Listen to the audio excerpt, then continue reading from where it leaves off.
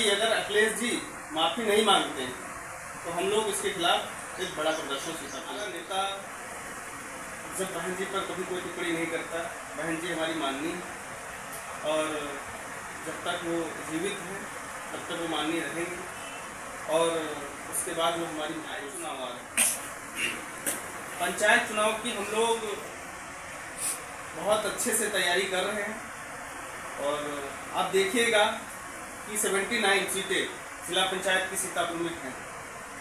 मैं 100% 79 सीटों पे अपने प्रत्याशी उतारूंगा और आपको विश्वास दिलाता हूँ, आप देखिएगा कि जिला पंचायत अध्यक्ष आजाद समाज पार्टी कांसीराम सीतापुर में कठोर कदम उठाते हुए जो भी आतंकी थे, क्योंकि आतंकियों का कोई जात और धर्म नहीं होता,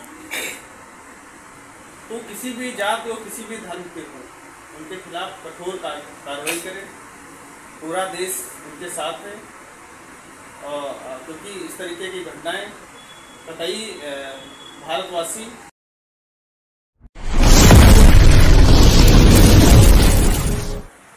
हमारे साथ है विश्वजीत चौधरी जी, जो आजाद समाज पार्टी के जिलाध्यक्ष हैं सीतापुर से। इस समय तमाम मुद्दे जो देश में गर्म मुद्दे हैं, समसामयिक मुद्दे, उन पर हम इनसे कुछ बात करेंगे।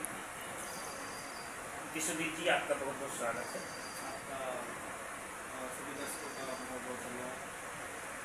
कल से एक मुद्दा और भी ज़्यादा उठा हुआ है।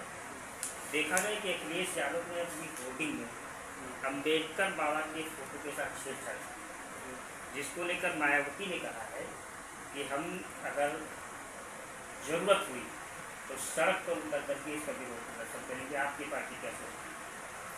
देखिए, जो ये कृत्य उनके द्वारा किया गया ये बहुत ही निंदनीय।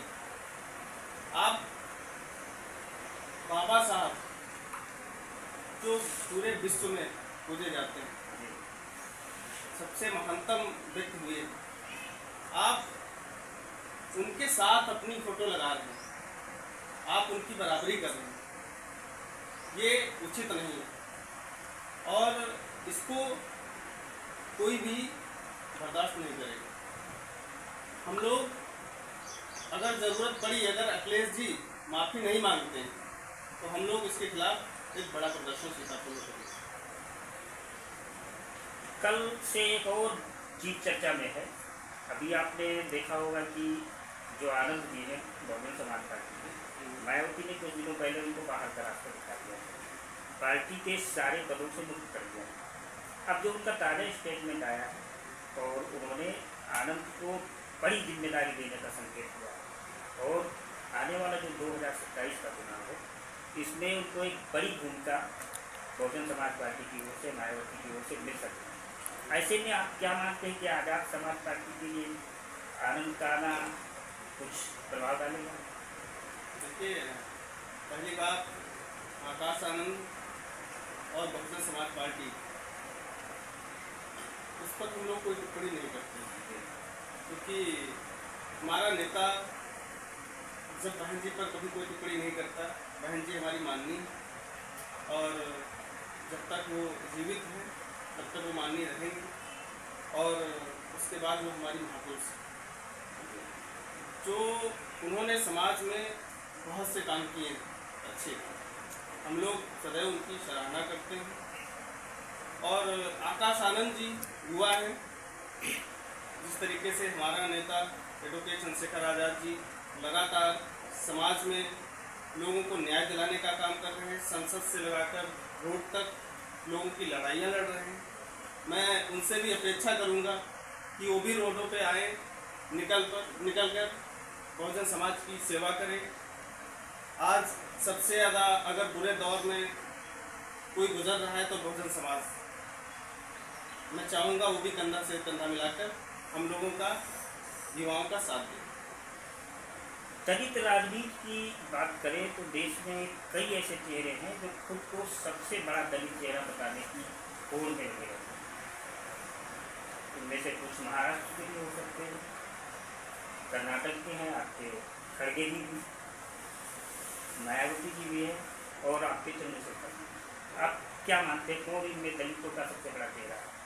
देखिए, हमारे लिए सभी बड़े चेहरे हैं, लेकिन जो समाज के लिए रोडों पे निकल के काम करेगा, जो लोगों के सुख दुख में साथ देगा, उसको बड़ा चेहरा बनने की ज़रूरत नहीं, उसको जनता खुद बड़ा चेहरा बनाएगी। 2027 का चुनाव सामने है और पार्टियों ने प्रयास भी करने शुरू कर दिए, जनसंपर्क बढ़ा दिया है। आपकी पार्टी की क्या रणनीति है? क्या किसी पार्टी के साथ गठबंधन पे जाएगी या अकेले चुनाव लड़ेगी? क्या लगता है? देखिए, गठबंधन पर तो हम लोग इस प्रकार की चर्चा नहीं कर सकते, क्योंकि जहाँ तक हम लोगों को आदेश है, हम लोगों ने सेक्टर बूथ पे लगातार आज 1-1.5 साल से काम कर रहे हैं। हम लोग अपना सेक्टर और बूथ मजबूत कर रहे हैं। जैसा पार्टी का आदेश आएगा हम लोग उस हिसाब से 27 में काम करेंगे, लेकिन उससे पहले पंचायत चुनाव आ रहे हैं। पंचायत चुनाव की हम लोग बहुत अच्छे से तैयारी कर रहे हैं और आप देखिएगा कि 79 सीटें जिला पंचायत की सीतापुर में हैं। मैं 100% 79 सीटों पे अपने प्रत्याशी उतारूंगा और आपको विश्वास दिलाता हूँ, आप देखिएगा कि जिला पंचायत अध्यक्ष आज़ाद समाज पार्टी कांसीराम सीतापुर में होगा। राजनीतिक पंडित इस बात के कयास लगाते हैं कि आने वाले चुनाव में चंद्रशेखर असदुद्दीन ओवैसी की पार्टी के साथ जा सकते हैं। क्या पार्टी के शीर्ष नेतृत्व से ऐसा कोई आप लोगों को ऐसी कोई सूचना नहीं?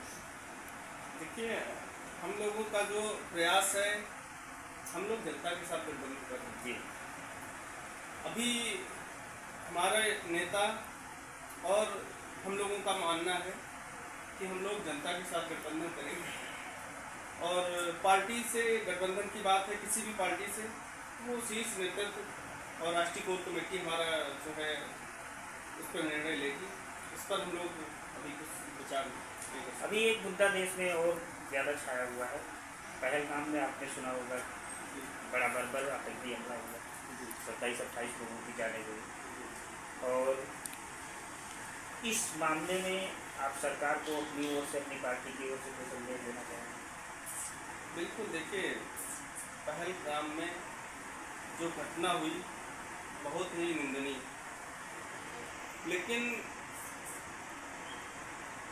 इसमें बहुत बड़ी चूक हमारे गृह मंत्रालय की रही, क्योंकि जब आपको पता था वहाँ पर हजारों की संख्या में रोज सैलानी आते हैं, तो आपको उनकी सुरक्षा देनी चाहिए। अगर आपका कोई वीआईपी गेस्ट जाता है तो आप उसके लिए आगे पीछे फोर्स लगा देते हैं। आप और ये भाजपा सरकार आम जनता के जीवन से कोई मतलब नहीं, उसके साथ कुछ भी हो। और चूंकि बहुत सारे चुनाव होते रहते हैं इंडिया के अंदर, और अक्सर हमने देखा है चुनाव से पहले ऐसी कई नई कई घटनाएं घटती हैं, और ये घटना घटने का मुख्य कारण बीजेपी बिल्कुल सरकार चलाने में नाकाम है। मैं तो चाहूँगा कि प्रधानमंत्री और गृह मंत्री को इस्तीफा दे देना चाहिए, क्योंकि आप धारा 70 हटाने के बाद भी आप इस तरह की घटना नहीं रोक पा रहे हैं। और आपने कहा था कि जब धारा 70 हट जाएगी तो वहाँ पर किसी प्रकार की कोई घटना नहीं होगी। और इस जो घटना हुई, इस तरीके की घटनाएं तो हमारे इंडिया के अंदर हजारों की संख्या में रोज घटती हैं। हमारे नेता ने बोला कि आतंकवाद तो है, लेकिन उसके साथ में जो आतंकवाद पूरे देश में चल रहा है वो कब समाप्त होगा। जो आज इस सरकार में सबसे ज़्यादा आतंकवाद पूरे भारत और पूरे उत्तर प्रदेश में फैला हुआ है। कानून के जानकारों का ये कहना है कि जो संघीय शासन व्यवस्था होती है, इसमें सुरक्षा जो वहाँ की होती है, कहाँ मिलिट्री लगाई जाएगी, कहाँ आर्मी लगाएगी, कहाँ पुलिस लगाई जाएगी, ये राज्य सरकार तय करती है। उसी के तहत जम्मू कश्मीर में भी जहाँ पर उमर अब्दुल्ला सरकार केंद्र सरकार को या गृह मंत्रालय को ये कहती है कि यहाँ पे आर्मी लगाई जानी चाहिए, वहाँ पे लगाई जाती है। ऐसी कोई रिपोर्ट उमर अब्दुल्ला सरकार की ओर से केंद्र को या गृह मंत्रालय को नहीं दी गई थी कि यहाँ खतरे की आशंका है, और इसके अलावा उमर अब्दुल्ला सरकार की ओर से वहाँ कोई पुलिस भी नहीं लगाई गई। तो ऐसे में आप सीधे केंद्र सरकार को निशाने को कैसे दे सकते हैं? जो नियम जो है उसकी मैं बात कर रहा हूँ। अब आप बताइए कि आज मैं 8-10 साल हो गए तब से मैं देख रहा हूँ कि केंद्र में जो आर्मी की नौकरियाँ थी लगभग समाप्त कर दी गई। आप लोग तो देख ही रहे हैं सोशल मीडिया के माध्यम से, और जो संख्या हमारे सैनिकों की होनी चाहिए वो आज आधी से भी कम रह गई। जब आपके पास सैनिक नहीं होंगे तो आप कैसे लगाएंगे? तो ये जो है नाकामी भारत सरकार की। उमर अब्दुल्ला को आप क्लीन चिट दे रहे हैं। देखिए, उमर अब्दुल्ला की बात रही तो मैं क्लीन चिट नहीं दे रहा हूँ जी। गलतियाँ उनसे हो सकती हैं, हुई हूँ, मुझे उसके बारे में जानकारी नहीं, लेकिन जहाँ तक मुझे पता है कि वहाँ पर पूरी सुरक्षा व्यवस्था केंद्र सरकार, CRPF और वहाँ पर आर्मी देखती है। अब ये दुखद घटना जो होली की हो गई, इसके बाद सरकार को किस तरह का एक्शन लेना चाहिए? देखिए, सरकार को इस पर बहुत कठोर कदम उठाते हुए जो भी आतंकी थे, क्योंकि आतंकियों का कोई जात और धर्म नहीं होता, तो किसी भी जात और किसी भी धर्म के हों उनके खिलाफ कठोर कार्रवाई करें। पूरा देश उनके साथ है, और क्योंकि इस तरीके की घटनाएं कतई भारतवासी बर्दाश्त नहीं करेंगे। अच्छा, ये एक सवाल का छोटा सा जवाब दीजिए, सीधा जवाब, बगैर घुमाए फिराए। मुर्शिदाबाद में और पश्चिम बंगाल के कई जिलों जो अशांति हुई दंगे हुए, ये ममता सरकार का फेलियर है या इसमें भी केंद्र का फेलियर है? बिल्कुल ये ममता सरकार। आप आए हमारे कार्यक्रम में, बात की बहुत